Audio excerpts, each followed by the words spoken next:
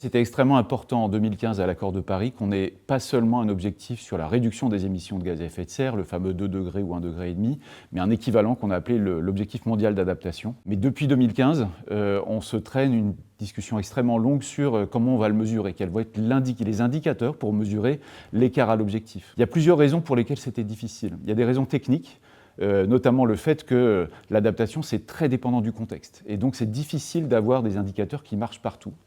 Il y avait une deuxième question qui est aussi la souveraineté des pays. Les pays veulent être souverains dans la manière dont ils définissent les indicateurs de leur propre priorité d'adaptation. Et le dernier point, c'est aussi très important, c'est-à-dire qu'en fait, si on mesure à l'échelle nationale l'écart à l'objectif d'adaptation, c'est aussi une information qui peut intéresser les agences de notation qui vont dire en fait ce pays est risqué puisqu'il ne fait pas ce qu'il faut en matière d'adaptation. Donc on va encore plus désinciter les investissements vers les pays du Sud.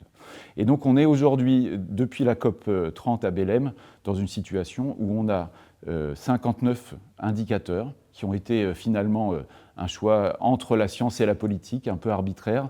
C'est une base commune, c'est déjà pas mal, mais je pense surtout que la solution, c'est de se dire, mesurons si on a des principes généraux sur lesquels on peut être d'accord, est-ce que les stratégies nationales des pays sont les bonnes, et à partir de là, on peut commencer à mesurer l'écart d'adaptation.